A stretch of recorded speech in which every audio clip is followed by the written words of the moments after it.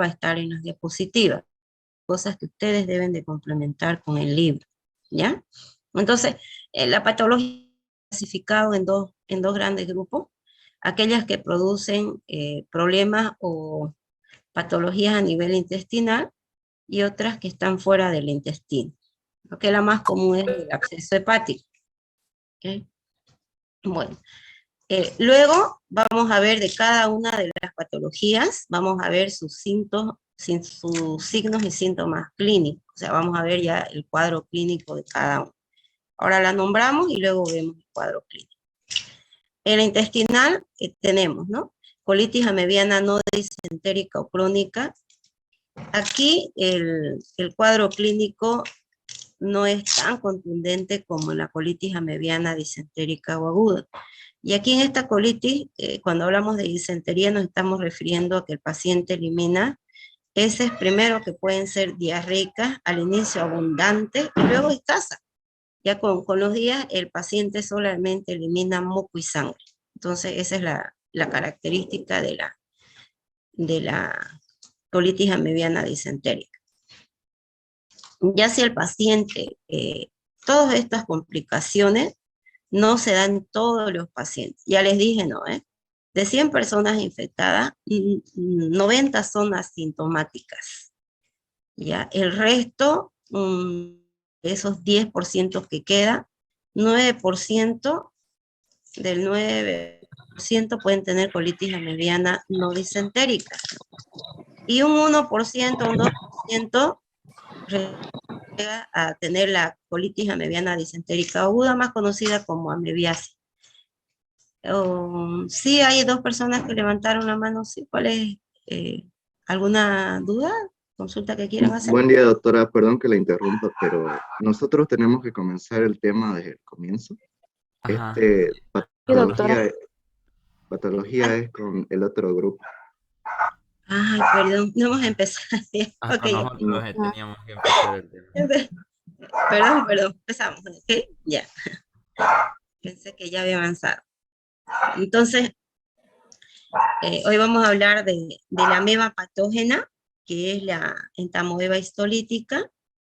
Ya, tiene en el género entamoeba hay varias especies, pero la que nos interesa desde el punto de vista clínico es la entamoeba histolítica. Entonces, ya hemos visto generalidades, la anterior semana hemos visto que de los reinos que existen, de los seres vivos, el reino protista se encarga del estudio de todos los protozoos, ¿no ves? En parasitología y micología nosotros vemos reino protista, reino fungi, que es el que se encarga del estudio de los hongos, y del reino animal, el subreino metazoa, que se encarga del estudio de los animales inferiores, ¿ya? Bueno, entonces la entamoeba histolítica pertenece al reino protista, subreino protozoa, filum Sarcomastigospora, subfilum Sarcodina, y acá, si se acuerdan, aquellos que dijimos, ¿no? Que los pseudópodos, los cilios, los flagelos, que eran prolongaciones, en este caso el pseudópodo es una prolongación del ectoplasma, ¿sí? Le servían como órgano de movimiento y también de alimentación. Entonces, aquellos que tienen pseudópodo pertenecen a esta clase, la clase Rhizopodea. La orden Amoebida, familia Endamoebeidae. En esta familia hay varios géneros que son muy similares, que también nosotros podemos decirles ameba, ¿ya? Muy similares, con marcadas diferencias, sobre todo a nivel del núcleo, ¿ya? Entonces, ahí lo vamos a poder diferenciar entre género y género. Por ejemplo, en esta familia está el género Entamoeba, género Iodamoeba, género Dientamoeba, el género Endolimax, ¿ya? Entonces tienen algo de similitud. Después, ya más pequeño, viene el género. El género lo vamos a tomar como si fuera el apellido del parásito, ¿ya? Entonces género es Entamoeba, y acá este género tiene varias especies. la especie histolítica, que es la patógena por excelencia, y esa es la que nos interesa. Y bueno, y muy similar a la histolítica, no podemos diferenciarlo desde el punto de vista morfológico. O sea, yo, una muestra de materia fecal, yo no puedo diferenciar la histolítica de la dispar, porque son idénticas. Entonces, ¿cómo puedo diferenciarla en realidad entre estas dos especies, una que es patógena de la otra que es comensal? Entonces, a través de pruebas bioquímicas, a través de contenidos que ellas, químicos que presenten. Entonces, pero eso no se hace en un laboratorio de rutina. Entonces, cuando hace un informe el bioquímico de lo que observa en la materia fecal, siempre debe de colocar, ¿no? Por ejemplo, se observan trofozoitos, puede ser una cruz, 2 cruces, 3 cruces, yo después le explico qué significa eso, de trofozoitos de qué? De entamoeba histolítica, quebrado, dispar, que no saben en realidad si se trata de histolítica o de dispar, ¿ya? Ahora, ¿qué nos ayuda siempre? Nuestro norte será la clínica. Si ese paciente tiene, ¿no?, una evacuación al inicio, por favor les encargo sus micrófonos. Se acopla con el mío, ya no me deja, creo que ni escuchan ustedes.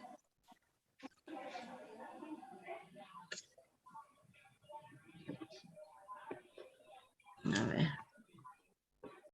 No me sale ni quién está hablando.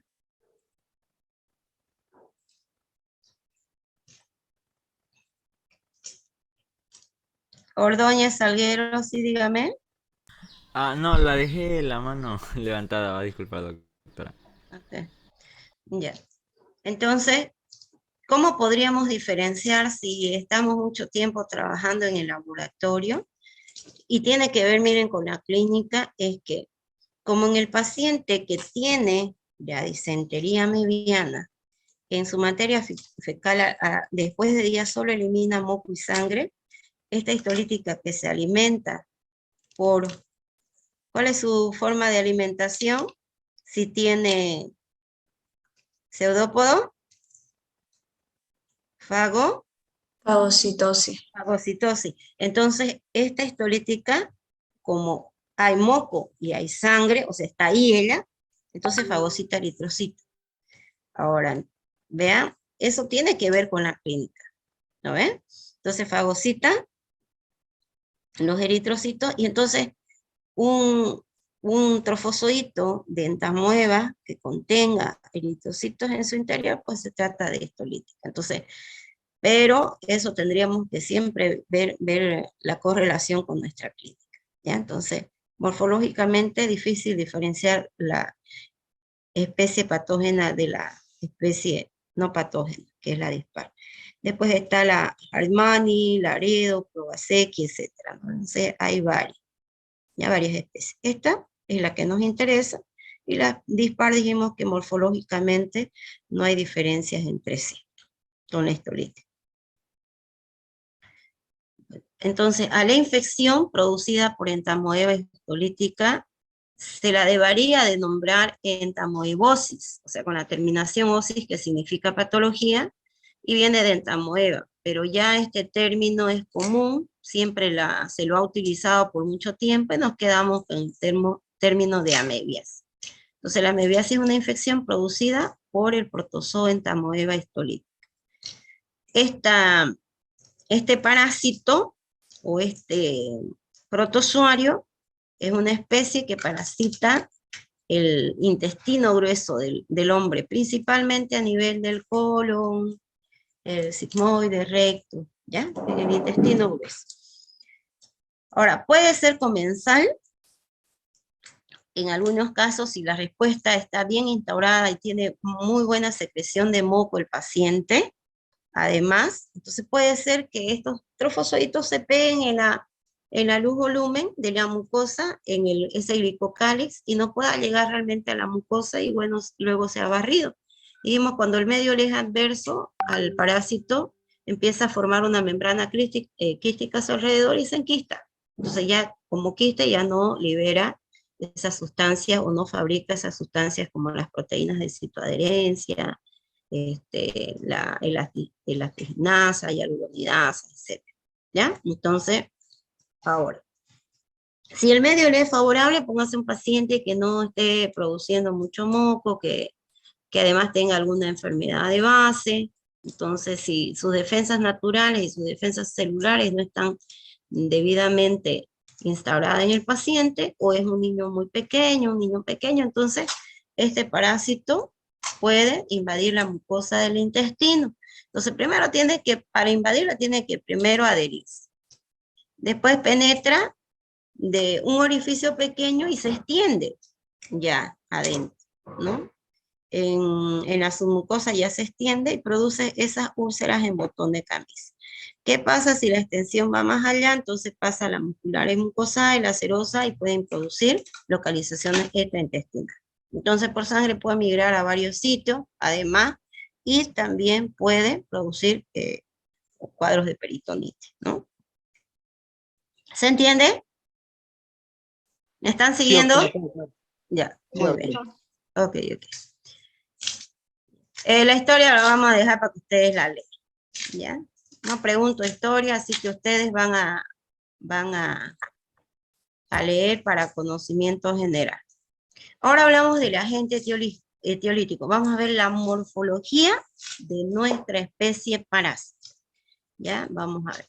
Entonces, esta especie, Entamoeba histolítica, posee las características nucleares de Entamoeba. ¿Cuáles son esas dos características? Ahorita con el diapositiva lo vamos a ver con la imagen, vemos todo esto, ¿ya? Entonces, cuando digo Entamoeba, voy a hablar del género, es como el apellido. Histolítica será el nombre. Aquí me olvidé de cambiarlo, pero lo correcto sería de que la primera letra, esto está bien, la primera letra que representa el nombre del género tiene que ir con mayúscula. En cambio, de la especie tiene que ir con minúscula. Y esta debe ser en una letra cursiva, ¿ya? Y si no es letra cursiva, aquí me faltó subrayar. Entonces, esto tengo que cambiar. Y siempre cuando nombre al parásito, cuando digo agente etiológico, morfología del parásito, ¿eh? Cuando nombre, tengo que nombrar con el género, seguido de la especie. No se olviden eso, por favor, ¿ya? Ahora empecemos a describir con imagen. Aquí. Miren, este de aquí, ¿ya? Entonces, este es el trofozoito y el que está a su lado es el quiste. Esta es la forma vegetativa, la forma de resistencia. ¿Qué otro nombre le damos a la forma vegetativa? Forma juvenil y forma madura. Bueno, entonces cuando observamos, primero, al choque de vista que tenemos que ver la forma, ¿verdad? Miramos la forma y vamos conmigo. Tiene una forma definida, ¿qué dice? No es definida. ¿Bien definida su no es forma, definida. sí o no? No es. No. No tiene forma definida porque el pseudópodo se mueve en diferentes direcciones y eso le va, esto entonces le da diferentes formas que pueda contener, ¿ya? Entonces no tiene una forma definida. ¿El quiste tiene forma definida? Sí, doctor. Sí, doctor. Definida.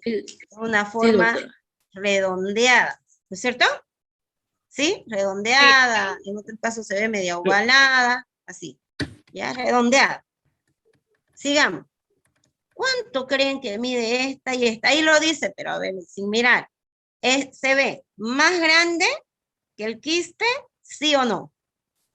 Sí. Sí, le dobla el tamaño, ¿no? Puede medir de aproximadamente entre 20 a 40 micras. ¿Ya? Entre 20 a 40 micras. Y este es más pequeño, la mitad, casi la mitad, de 10 a 18 micras. ¿Está bien? Entonces ya vimos forma.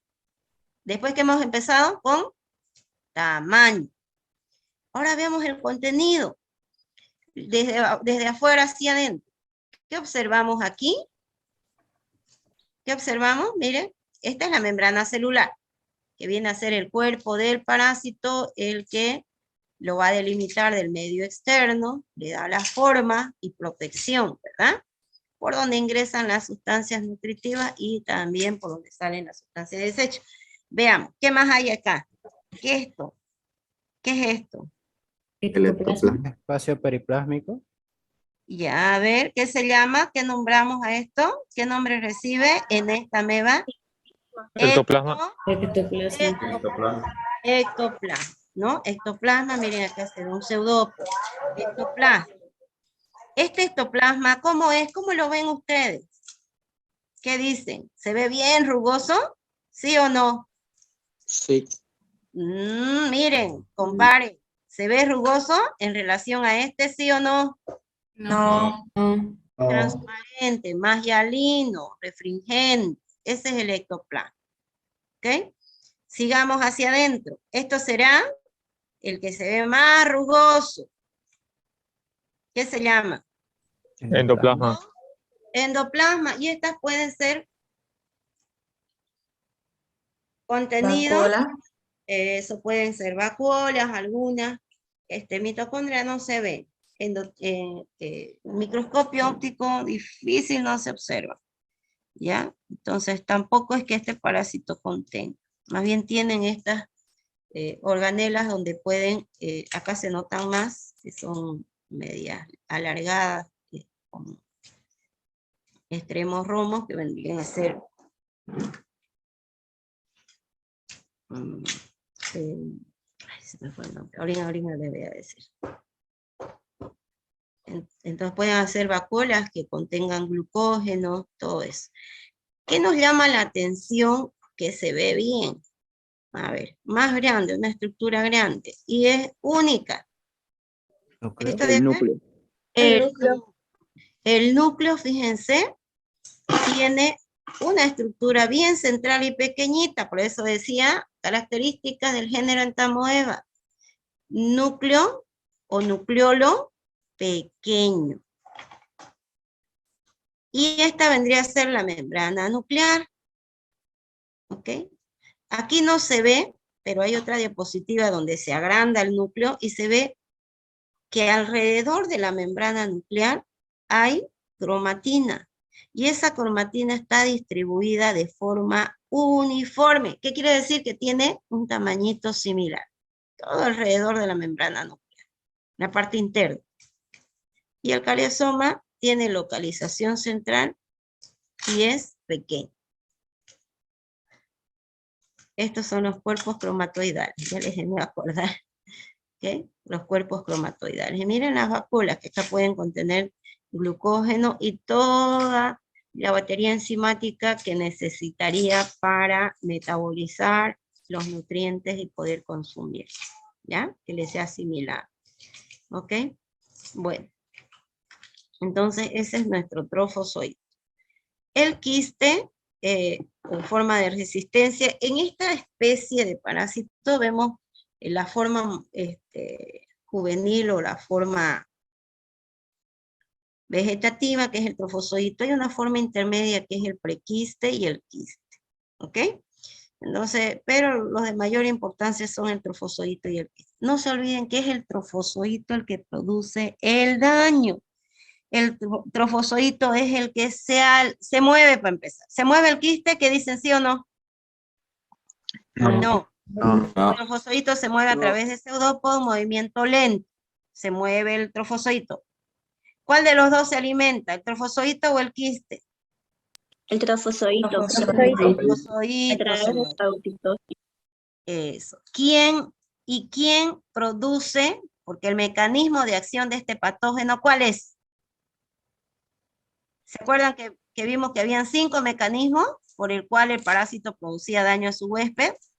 ¿Cuál es? Bioquímico. Traumático. No, no es traumático, es bioquímico.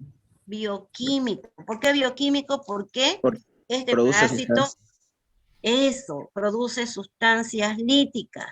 Entre esas, una proteína de citoadherencia, enzimas que degradan el colágeno, la elastina, el tejido conectivo. ¿Se entendió? Eso no se olvide. Más adelante lo vamos a ir nombrando. ¿Ya? Bueno, entonces el que produce el daño en realidad al huésped es el trofozoito o el quiste. Quiste. Ay, no. ¿Qué acabamos de decir? El quiste. No, el trofozoito. El quiste es la forma infectante.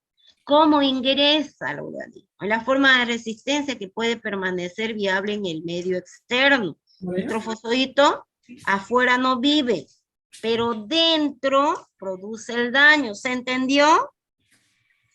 Sí, doctora. Sí, doctora. ¿Todos?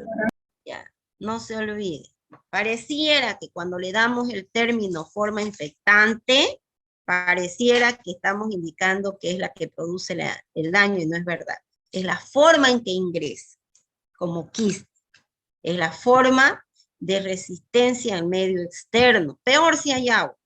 Una persona que defeque a la intemperie, puede ser que inclusive las moscas se posen sobre esa materia fecal y si tiene quiste va a contaminar algún alimento. Pero no va a estar mucho tiempo. Si es además en una zona así bien árida, puede estar semanas.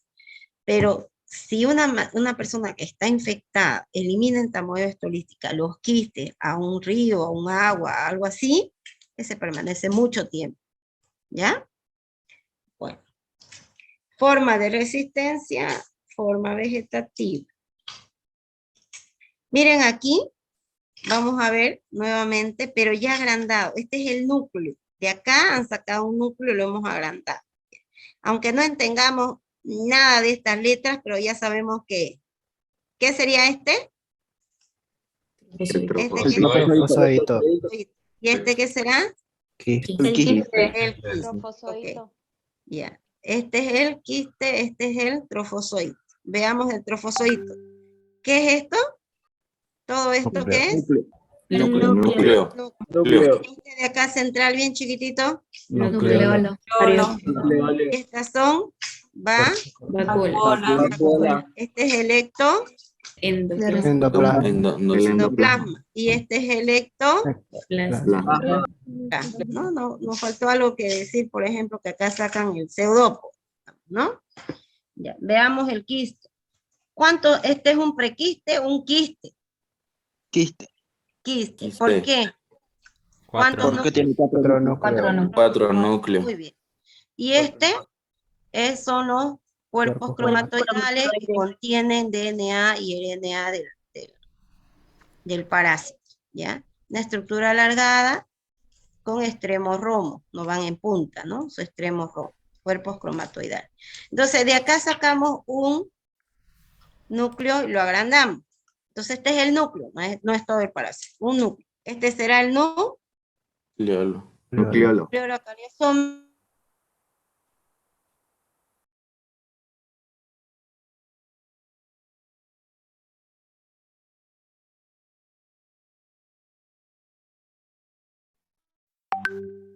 ¿Se le fue el audio? Doctora, no se escucha.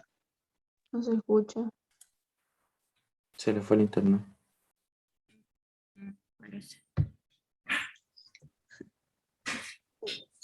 cromatina, ¿no? La cromatina, que es uniforme. Doctora, ¿Sí? no ¿Se me fue? Sí, no se escuchó nada.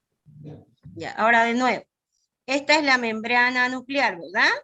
¿Ahora me escuchan? Sí, doctora, se escucha. Y estas chiquititos, estas estructuras redonditas, chiquititas, que están alrededor de la membrana nuclear, ¿qué se llama? Cromatina. Cromatina. Entonces, la cromatina es distribuida de forma regular, todo del mismo tamaño. Entonces, esta es una característica importante para diferenciar la especie patógena de otras especies no patógenas. ¿Ya? Okay. ¿Dudas que tengan hasta aquí? Solo hemos hablado de morfología. ¿Dudas? Si no hay dudas, puedo seguir. ¿Sigo? Doctora, las inclusiones citoplasmáticas en el desarrollo del quiste se van eliminando del citoplasma. Las inclusiones que no se ven acá, no, vacuolas tiene que tener. Aquí lo están mostrando los cuerpos cromatoidales. Pero sí vacuolas tienen que tener, y sobre todo vacuolas alimenticias, porque si no, ¿cómo subsiste si él no se alimenta? ¿No ves? Sí tiene que tener. Sí. Y en algunos se ve eso, esa vacuola se la ve bien notoria. Nosotros, al hacer un examen directo, hacemos en solución fisiológica y con Lugol. El Lugol tiñe la membrana nuclear y tiñe estructuras como vacuola. En algunos casos podemos ver. Sí tiene que tener, porque si no, no resiste. Si resiste y permanece viable el quiste en el medio externo, es porque tiene alimentos en el interior. ¿Ya? Esos alimentos están dentro de vacuola. ¿Se entendió? Sí, doctora, gracias. Ok. Listo. Ya. En esta diapositiva es solamente para que veamos, primero con esta, ¿ya? Es del género Entamoeba, el mismo, ¿no? Entonces, como que todos pertenezcamos a la diferencia entre entre primos, digamos, porque son cercanos, ¿ya? Entonces, fíjense, este es el núcleo, no es todo, el núcleo de la entamoeba histolítica, este. Y este de acá es el núcleo de la entamoeba coli. Esta es especie patógena. Esta no lo es. Esta es una especie comensal. ¿Ya? Entonces, solo el núcleo, miren. Dijimos, el núcleo presenta un nucleolo cariosoma pequeño o grande. Pequeño. Pequeño. Ahora, la disposición es diferente. En la entamoeba histolítica, el nucleolo cariosoma es central. Su ubicación de este nucleolo es en el centro, casi en el centro. Chiquito, pequeñito, pero en el centro. En la entamoeba coli es más hacia la periferia. ¿Ya? La cromatina que está alrededor de la membrana nuclear, en ambos, porque son del género entamoeba. Este es el género, ¿ya? Entonces, en ambos están distribuidas alrededor de la membrana nuclear, la cromatina. ¿Cuál es la diferencia? Se ve, a ver quién me dice que lo que está viendo. Una es regular, la otra es regular. Estas son pequeñitas de forma regular y esta es de forma irregular. Entonces, una característica que me permite diferenciar entre la especie patógena de la especie no patógena. Ahora, el núcleo también, la forma del núcleo nos puede o nos permite diferenciar ya de la familia Entamoebaidae, de la familia que tiene varios géneros, ¿no? Entre eso el género Entamoeba, género Yadomoeba, género Endolimax, Dientamoeba, ¿ya? Yodamoeba bushli, Endolimax nana, Dientamoeba fragilis, que son también amebas, pero son otro género. Entonces, en el género Entamoeba, ¿cuál es la característica? Que el nucleolo es chiquitito y la cromatina está alrededor de la membrana nuclear. En los otros no. Fíjense, el nucleolo va a ser grande porque la cromatina está junto con su nucleolo. ¿Se entiende? Sí. ¿Ya? Y es grande. Grande. Este Dientamoeba pareciera, si solo vemos estito, podemos hasta confundirlo con un polimorfo nuclear, ¿no es cierto? ¿No ves? Porque acá su cromatina está unida por puentes intercelulares, que pareciera como si fuera tetranucleado. ¿Ok? Entonces son diferentes. Miren acá, estos son grandes. ¿Ya? Esa es la diferencia. Y acá me está mostrando de la familia Entamoebaidae, el género Entamoeba, la especie patógena, la especie histolítica, la especie no patógena, que es la Entamoeba coli, Endolimax nana, Yodamoeba bushli. ¿Por qué me guío en esto? Su vacuola es grande acá, y esto es bien notorio de esto. Estas presentan, pero no siempre se ven. En cambio, esta sí se ve, esa vacuola grande. Una característica de ya, Endolimax, Entamoeba gingivales y Dientamoeba frágil. Después vamos a ver amebas comensales, así que no me detengo solo para mostrarles. Ahora, entre estas dos especies que pertenecen al mismo género, fíjense, el trofozoito de este es grande, este es algo más pequeño, pero el quiste duplica el tamaño de la Entamoeba coli al de la Entamoeba histolítica. Este mide hasta 18 micros, en algunos textos pillarán 20, pero este llega a medir hasta 40. Ya es grande, se ve. ¿Okay? Esto es el microscopio electrónico, que no podríamos verlo nosotros así. Miren cómo se ve la diferencia en granulaciones del endoplasma con relación al ectoplasma. Y cómo se observan esos pseudoconos, ¿no? Hay un puerta de entrada, sí, por donde pasan los alimentos. ¿Qué parece? A simple vista. Un pescado. Un bicho. Una oruga. Una oruga. No, yo lo veo como un cuñapé cuando explotan los quesos por ahí. No sé. Okay. No le van a poner, tiene la forma de un queso, ¿no? Parece O un cuñapé o algo así, ¿no? No tiene forma definida el trofozoide. ¿Ya? Y miren al microscopio óptico, como dijimos, no tiene una forma definida, miren, no tiene una forma definida. Le hicieron como un caballito de mar y no es así. ¿Qué me llama la atención? Que puede ser esta muestra solo moco y sangre, ¿no? Y si tiene, miren, ¿qué va a fagocitar? Lo primero que pide. Eritrocito. ¿Qué es esto? Eritrocito. Es un glóbulo rojo, un eritrocito.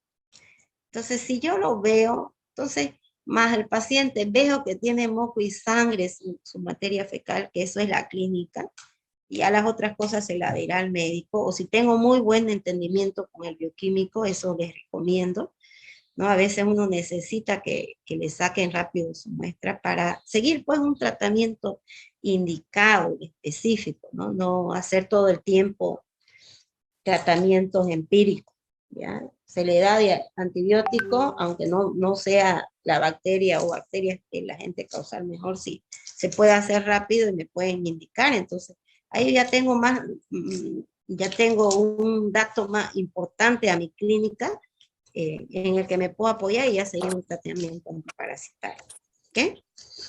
Bueno, miren aquí, peor, ¿se parece a esta forma? ¿Qué dicen? Sí. No, miren, no se parece. Nada Esta, que ver.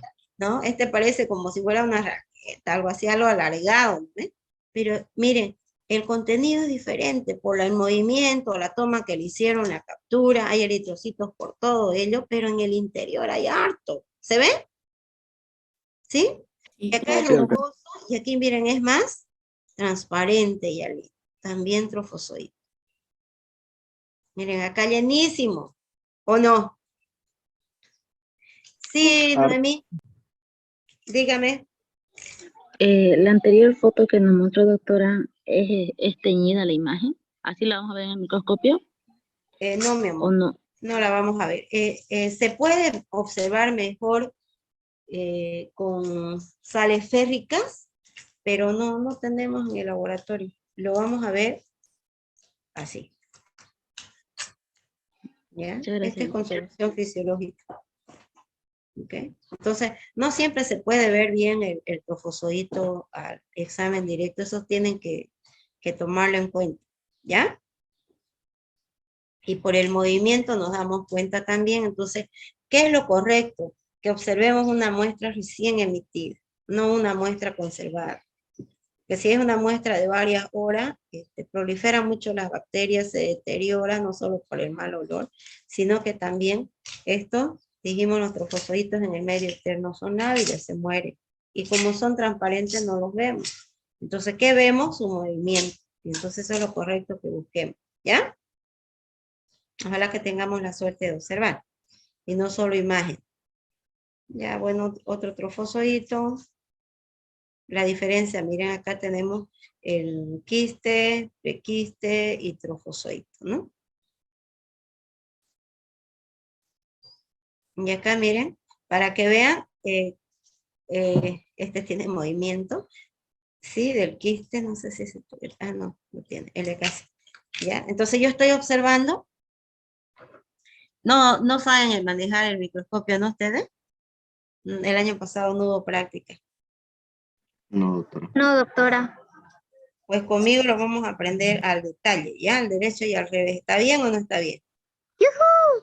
Está bien, ¿no? Está bien, doctora. Entonces, Entonces van a ver ustedes, cuando colocamos el portaobjeto que tiene la muestra en la platina, lo aseguramos, y ustedes van a ver que nosotros movemos la platina con los tornillos. Hay un tornillo macrométrico y micrométrico, y hay un punto donde ya no se mueve.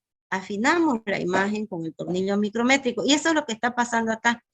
Puede ser, mire, que al afinar, veamos uno, mire, vamos contando, ahí hay uno.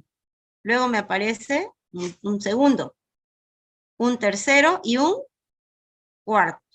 ¿De qué estoy hablando? Núcleos. De los núcleos. Núcleo, ¿no es cierto? Y lo del centro, lo que se ve así bien negrito, chiquitito, ¿qué será? El nucleolo. Se puede ver, ¿ya? Pero hay que afinar bien la imagen. Ahora, miren esto que está bien negrito. ¿Qué es? Membrana nuclear. La membrana aquí. Es gruesa, se ve, tiene que ser así, ¿ya? Verse bien. Lo tenemos que ver, ¿ya? Para no confundir con otras estructuras. ¿Ok? Bueno. Aquí, mire, la membrana quística nomás es lo que nos interesa ver aquí mejor, porque los núcleos no se ven bien. Miren acá bien. Con Lugol, miren acá 4, ¿no? Con Lugol se puede ver mejor. ¿Dudas hasta aquí de la morfología? Creo que no hay dudas porque está todo clarito, ¿no? Todo facilito. Sí, doctora, todo claro. Ok, todo claro. Doctora, yo tengo una pregunta. Sí, mijo. ¿Los trofozoitos se alimentan de los eritrocitos? ¿O No, se alimentan, no es que se alimenten de los eritrocitos. Los trofozoitos se alimentan de partículas sólidas, ¿no? Es que realizan la fagocitosis. Pero, ¿qué pasa? Que cuando el paciente solamente elimina moco y sangre, ¿no ve? Ya no tiene que más eliminar, ya eliminó todo. En la muestra va a salir moco, sangre y el trofozoito, ¿se entiende? ¿Sí? Si no tiene más de ¿qué va a hacer? Lo que contenga lo va a fagocitar, ¿no es cierto? No es que se alimente, no es no es un hematófago, ¿se entendió? sí, doctora? Pero si está ahí, lo podemos ver nosotros con eritrocitos llenos de sangre. O sea, en realidad partículas que estén dispersas ahí. En este caso, como el paciente puja tanto, pues puede producirse esa salida de moco y sangre. ¿Ya? Bueno, veamos ciclo de vida. En un ciclo siempre va a haber, mire, un punto de partida, pasa, y volvemos a ese punto de partida. Por eso decimos ciclo. ¿Sí? ¿Ok? Veamos paso por paso. ¿Qué ven en esta imagen? Una persona, por favor, que me diga, ¿qué es lo que ve? Todo lo que vea con la imagen. A ver, ¿quién? Comida con moscas. Mosca, la mujer está sucia. Su Ya. ropa está sucia y rota. Comida contaminada. Mala higiene, ¿no? Mala higiene. ¿Dónde va esa mano de esa señora? La comida. A su parte posterior. A la De los mirada. alimentos y así ciclo de vida. A ver, ¿dónde va? ¿La Pareciera izquierda o la derecha? A la nalga. A los alimentos. La izquierda, las pompis. Al ano.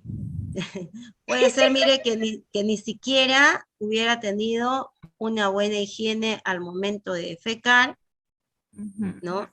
Lo correcto es lavarse la mano antes y después, ¿no? Y con jabón, un líquido, jabón sólido, pero lavarse bien las manos, antes y después.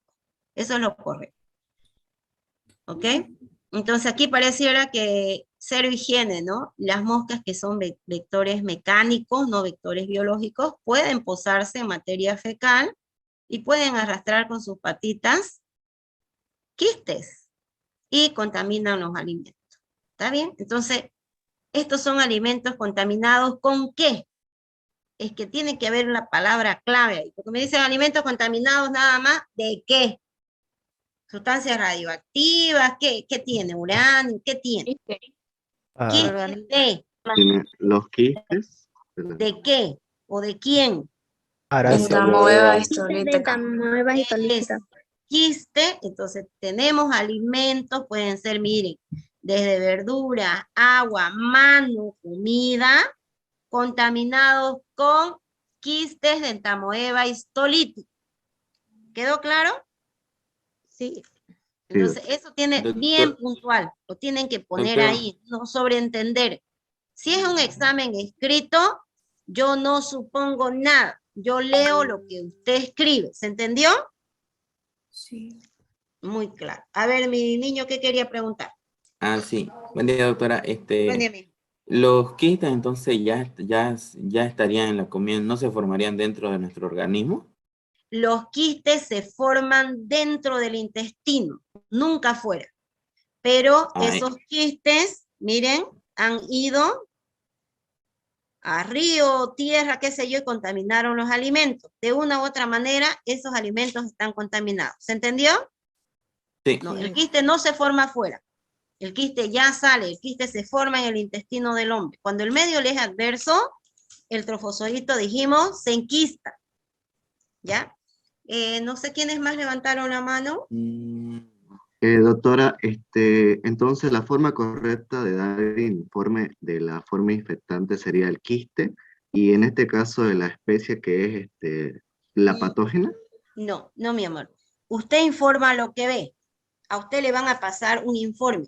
Si en la materia fecal del paciente salen quistes, solo quistes, le van a decir, se observan quistes de entamoeba histolítica quebrado dispar. ¿Me entiende? Sí. Y le van a ya. poner con cruces, o es que hay diferentes formas de dar el informe. Puede ser con una cruz, 2 cruces, 3 cruces. Eso me indica que es leve, moderada o es abundante. ¿No ve? ¿Ok? Entonces, Ya. o pueden colocarle, decirle, ya leve, moderada, así. Le avisa. ¿Ok? En el informe le tiene el bioquímico que va a elaborar el examen directo y va a observar, él tiene que informar lo que ve, no lo que supone. ¿Me entiende? ¿Sí? Ya, doctora. Sí. Ya usted le informa así. Muy bien. Ahora, de nuevo. La puerta de entrada para este parásito, ¿cuál será? ¿Por dónde ingresa? Vía oral. Vía oral. La puerta de entrada es la boca, vía oral. Puerta de entrada, vía oral.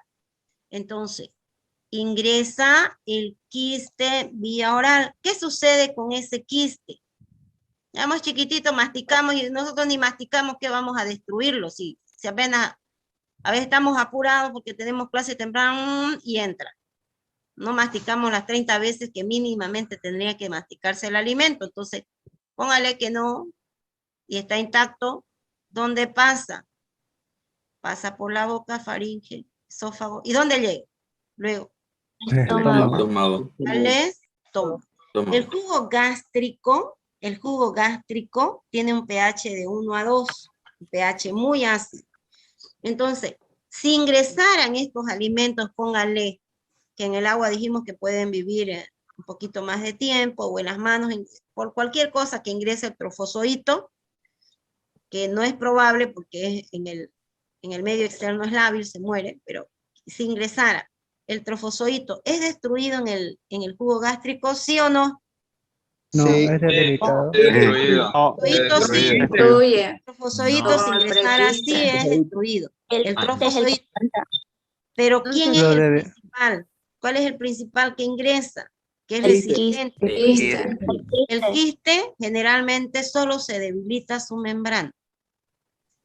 Se debilita la membrana del quiste y sale el contenido al intestino delgado. Entonces ahí se desenquista, ahí ocurre el desenquistamiento, acá se debilita esa membrana quiste. ¿Y cuántos núcleos tenía ese quiste? 4. 4. 4. Entonces a ese lo nombramos metaquiste. Hay una primera división binaria y de esos 4 salen 8. ¿Y dónde van esos? A anidarse. ¿El intestino delgado es su sitio o es el intestino grueso? El intestino grueso. Grueso. Eso. En intestino especial el grueso. ciego y el colon sigmoide. Exactamente. ¿Se entendió? Ahora miren, pasa eso.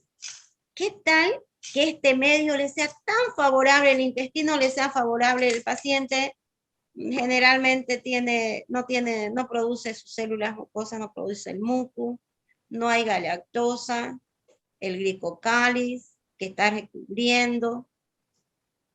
¿El medio le es favorable o le es adverso? Favorable. Favorable. Entonces, esos trofozoitos se replican, se dividen por división binaria y de una célula salen dos y así sucesivamente. O sea, una división más rápida que nuestro organismo. Entonces va a producir, y acá ya se ven signos y síntomas clínicos, ¿no ven? Ahí aparecen rayos y centellas porque debe tener dolor abdominal. Y entonces tiene diarrea, flatulencia, pujo, tenesmo, ganas una sensación de nueva evacuación, a veces infructuosa, más de 6 evacuaciones diarias, y al final, ¿qué elimina? Moco. Sangre y moco. Sangre. Eso, moco y sangre. En el moco y sangre salen los trofozoitos, pueden salir quistes, los quistes son resistentes, y los trofozoitos son lábiles en el medio externo. Entonces, de este paciente que está defecando, miren, si observamos nosotros trofozoitos, estos duran horitas nada más y se mueren. Y el quiste, en cambio, puede vivir semanas, meses. ¿Se entendió? Sí. Y esto contaminar alimentos, verduras, etcétera, etcétera. Ya. Miren acá otra lámina, lo mismo, ya, pero ya cositas, como les decía, ¿no? Ya puntuales.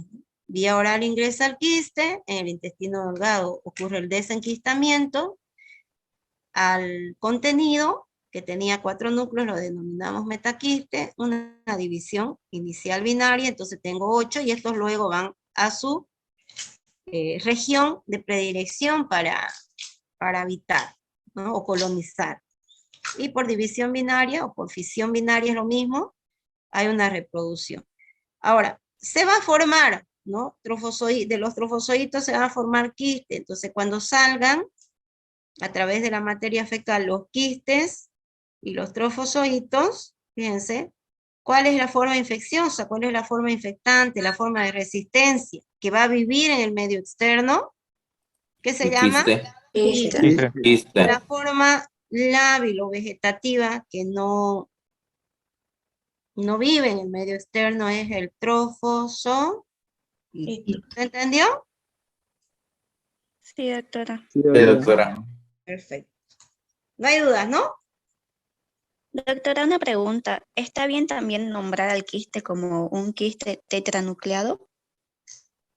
Sí, si usted quiere ponerlo así, sí, mi amor, puede nombrar.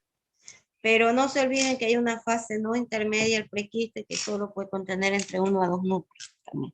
¿Ya? Ya, doctora, gracias. Ya, mi amor. Listo. Sigamos. Bueno. Entonces, en cuanto a la patogenia, es muy frecuente observar que un gran número de personas que presentan entamoeba lítica en las materias fecales no tienen sintomatología. Entonces, a estas pacientes se les denomina asintomáticos. ¿Se entendió? Ya les dije, les vuelvo a replicar. Les vuelvo a indicar. Pueden ser, miren, colocamos 100 personas que están infectadas. ¿Qué quiere decir? Que podemos observar en su muestra materia fecal quiste. Están infectadas. En algunas de ellas trofozoitos también. Pero de 100 personas, 90 van a ser asintomáticos. Peor si son adultos. Y son adultos que tienen sus defensas inmunes muy instauradas. Entonces, no hay sintomatología. El otro 10 restante, 9 son crónicos, disentería crónica. 1% amebiasis aguda. Entonces, no es tan frecuente como ustedes creen, o como nosotros creemos. Va en este orden, las diarreas de origen infeccioso van en este orden. Primero son las virales, le siguen las bacterianas, después vienen las parasitarias y por último las producidas por hongos. ¿Ya? Entonces, la mayoría de los casos de diarrea en el niño, por ejemplo, es viral. Después le siguen las bacterias y después vienen las parásitos, ¿ya? Así que hay que tomar en cuenta eso, ¿no? Cuando uno avanza ya cree que tiene sí o sí lo que avanza, ¿ya? Entonces hay que tener mucho en cuenta también la frecuencia, ¿ya? En que estas parasitosis se dan. Bueno, ahora, para que un paciente, una persona tenga signos y síntomas clínicos, en otras palabras, para que se manifieste la enfermedad, no solo depende de los factores de virulencia del parásito, sino que también va a depender del sistema inmune del paciente. Desde las barreras naturales son muy importantes, las celulares y bueno, y los anticuerpos, ¿no? Que se puedan producir. ¿Se entendió? Sí, doctora. Entonces, Doctora. no todo paciente que tenga el parásito en su interior está enfermo, en otras palabras. ¿Ok? ¿Listo? Bueno, no sé si hay alguna duda. Una pregunta, doctora. Sí, mi niño. Si los alimentos están contaminados con quistes y todo eso, ¿con qué los podríamos, si el ácido del estómago no fueron lo suficientemente para destruirlos por completo, ¿con qué podríamos lavar los alimentos o lavarlos las manos así? Se puede utilizar ¿no? El agua hervida, porque muchas de las veces no es tanto en alimentos, sino es más en los líquidos que uno toma. Por ejemplo, mocuachinchi, limonada, todo lo que venden en la calle, uno no sabe ni de dónde lo traen, ni qué agua utilizan, y tampoco sabemos cómo están las personas, ¿no?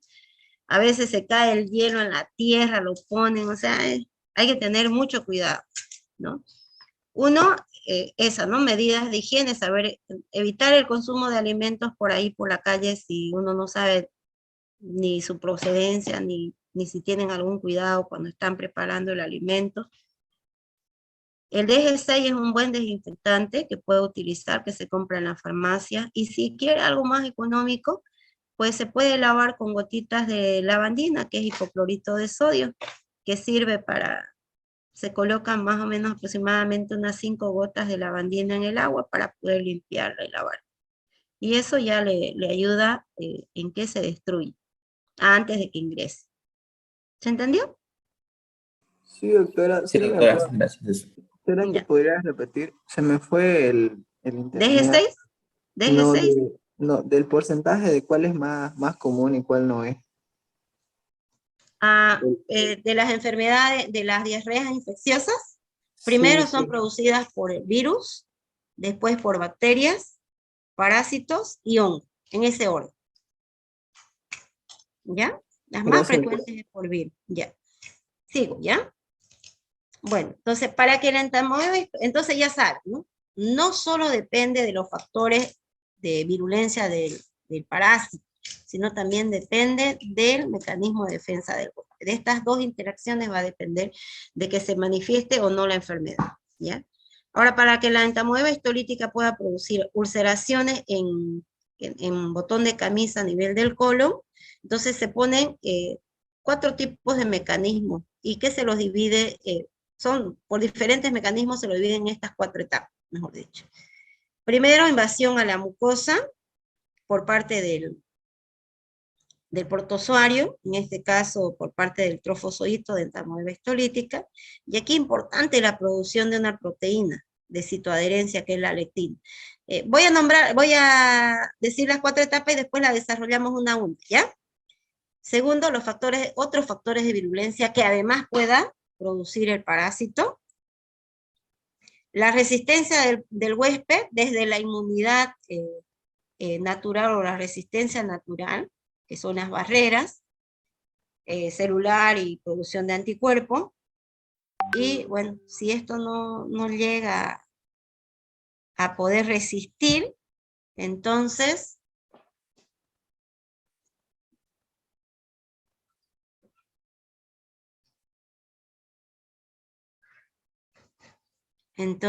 se forman las úlceras en botón de camisa.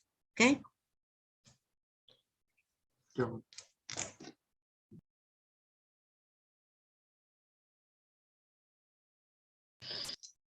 Bueno, veamos entonces, primer punto, invasión a la mucosa.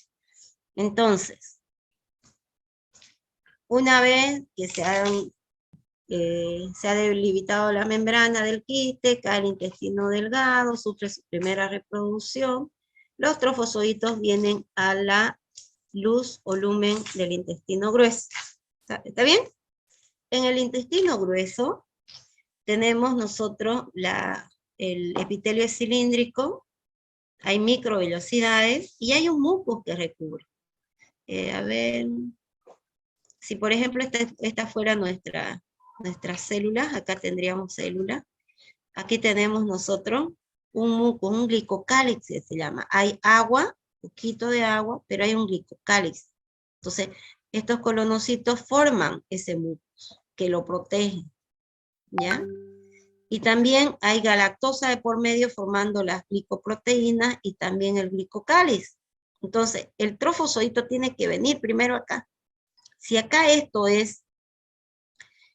tiene las cantidades necesarias o abundante como tendría que ser, entonces el trofozoito viene acá y se pega. Entonces no llega a la mucosa. ¿Se entiende? No está penetrando, adhiriéndose. ¿Qué pasa si acá el glicocálix, esta barrera, no está buena? Entonces este trofozoito se pone en contacto con las células mucosas del colon. ¿A través de qué se pone el contacto? A través de esta proteína de citoadherencia, la proteína lectina.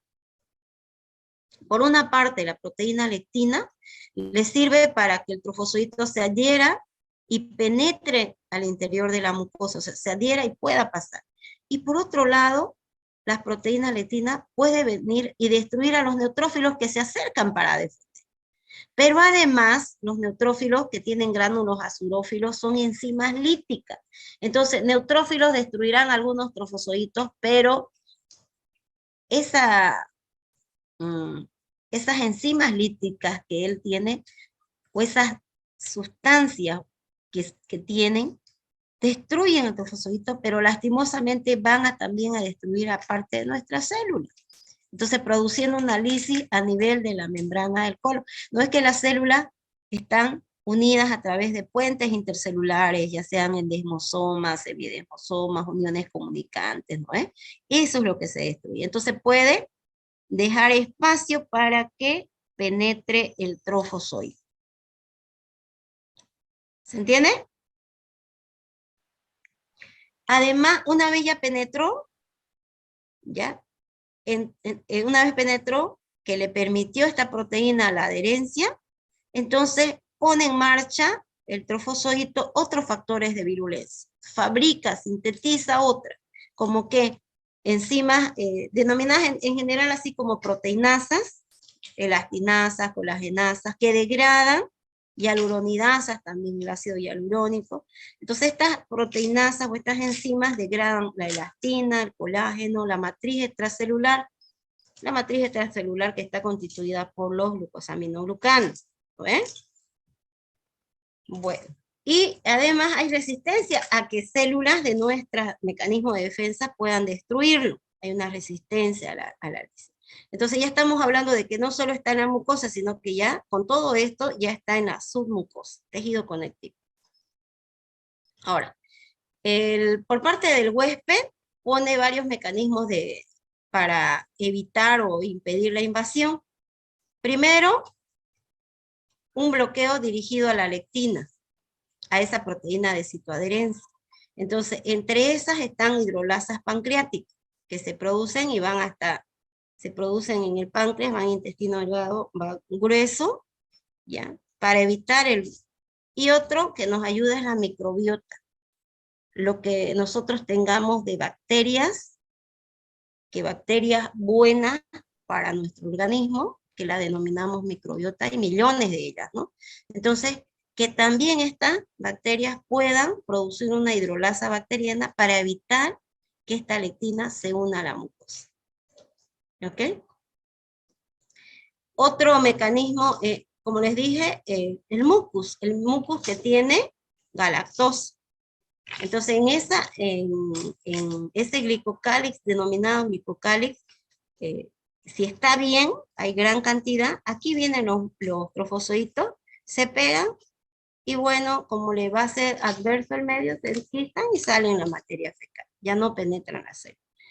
Pero cuando esto está mal, pacientes que no tienen una buena microbiota, que no están adecuadamente formando, que el páncreas no está sintetizando adecuadamente, no tiene glicocálix, un muco adecuado, entonces pues hace estragos el parásito en nuestro organismo, ¿ya? Y bueno, como en el mucus también hay la producción de esta inmunoglobulina o anticuerpo, la IgA, que actúa sobre esta proteína lectina. Si se dan cuenta, la mayoría de la resistencia del huésped va dirigido a qué, a algo va dirigido. Ahí está, más claro a la lectina, a la proteína de citoadherencia. ¿Sí? ¿Dudas? ¿Dudas? Doctora, entonces, una vez que el trofosodito es adherido al mucus, gracias a la hemoglobina A, ¿se va a eliminar? Sí. ¿Se las elimina? Sí, se puede eliminar. Pero ¿qué pasa si no hay el mucus adecuado? Van a penetrar la... Se va a la mucosa directamente, ¿no? Ya puede adherirse a la mucosa, ¿no? Mire, se adhiere a la mucosa. Porque dijimos, pues presentan estas sustancias, ¿no? Además de la lectina, producen colagenasa, estas pueden destruir los puentes intercelulares. Y las células presentan autolisis y se destruyen. Y entonces el trofosodito pasa de la mucosa a la submucosa. Entonces, en la lucha pues pueden morir trofosoditos y pueden morir nuestras células, pero no nos olvidemos que estos se dividen más rápido que nuestras células, ¿no? Por división binaria. Y nosotros no, entonces hay mayor, si lo anterior no funciona, pues las probabilidades para que este trofosodito haga daño, pues es grande, ¿no? Porque además secretan lo que les decía, hialuronidasa, gelatinasa, y esto permite la extensión lateral a nivel de la submucosa. Miren, un punto de entrada chiquitito, entra y acá se extiende. Por eso se llama úlcera en botón de camisa, ¿no? Se ve un puntito chiquitito en una estructura grande, ¿ya? Y entonces eso es lo común que se puede ver, estas úlceras en botón de camisa. Entonces, a través de una colonoscopía podríamos observar el cambio de la mucosa del intestino, ¿ya? Creo que tiene que ser media rosadita, y entonces vamos a ver así puntos de necrosis así. Necrosis en la base de la mucosa. Ahora, ¿dónde es la extensión? No es en la mucosa, nosotros vemos la extensión es en la submucosa. ¿Ya? Entonces pasa la submucosa, musculares mucosas, pasa la serosa y hay perforación. Pero esto no es lo común. ¿Se entendió? Son casos excepcionales que se puede dar, pero son casos excepcionales. ¿Me entendieron? Sí. Que no sé si me Sí, escuchan. doctora. Sí, doctora, Okay. gracias. Ya. Bueno, en cuanto a la inmunología, entonces existen defensas que dijimos no inmunes, que son barreras naturales, pero importantes en nuestro organismo, algunas no funcionan bien y otras lastimosamente no. Por ejemplo, el pH ácido del estómago destruye los trofosoditos, pero no destruye el quiste, más bien debilita el quiste, ¿sí? Las enzimas digestivas también destruyen el trofosodito y la flora bacteriana intestinal normal compite con la entamoeba histolítica. Entonces, prudente que tengamos una muy buena microbiota en el intestino. Además, el 70% de nuestro mecanismo de defensa del organismo entero, ¿dónde está? En el intestino, jóvenes y señoritas, en el intestino, ¿ya? Otra barrera importante, la capa de mucus. Esa capa de mucus que producen los colonocitos, pero que además está enriquecida con el glicocálix, ¿ya? Esas mucinas impiden la adherencia de los trofosoditos y el glicocales también. ¿Se entendió? Bueno, están las barreras naturales. Ahora, no existe una resistencia adquirida por completo. ¿Qué quiere decir? Si yo he tenido una bebidas intestinal intensa, con el tiempo lo puedo volver a presentar, ¿ya? Pero no es que todo el tiempo. Queda algo de resistencia, queda, pero podría darse, volver a otra vez adquirir. A eso se refiere, ¿ya?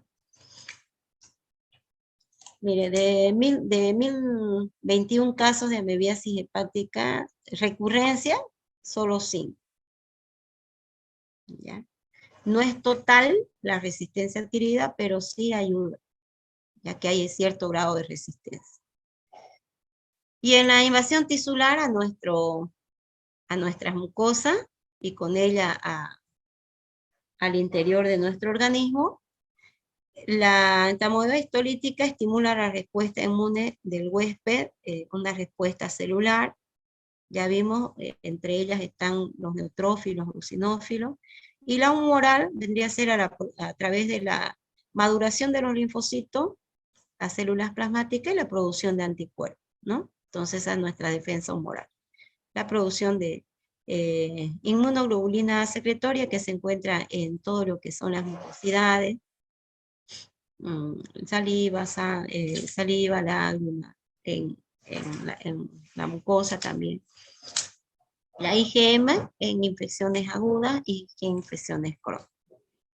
Ahora, se han detectado a nivel de materia fecal anticuerpos contra parásitos, y estos a su vez nos sirven para poder hacer reacciones serológicas,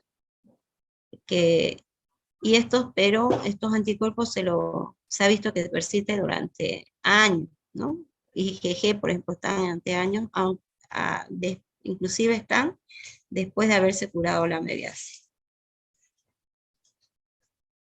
En cuanto a vacunas, inmunizaciones, solo en pruebas experimentales con animales se ha demostrado que una inyección de cultivos vivos y de estratos celulares del parásito protegen contra cepas virulentas. No se ha hecho una demostración en el hombre, ¿ya? O sea, hasta esta fecha no se ha logrado producir una vacuna antiamebiana para humanos, pero sí se están desarrollando vacunas, más que todo aquellas que vayan contra esta proteína lectina, ¿ya? Bueno, no sé qué hora es. ¿Podemos quedar aquí, jóvenes y señoritas? Sí, está bien, doctora. Está bien, doctora. Ya. Entonces, les tomo el examen la siguiente semana, ¿puede ser? Porque es Sí, el mismo doctora, tema. no hay problema. Ya, a estudiar ya saben que... Así repasamos, doctora. Exacto. Repasan y se ganan sus puntos, ¿no ven?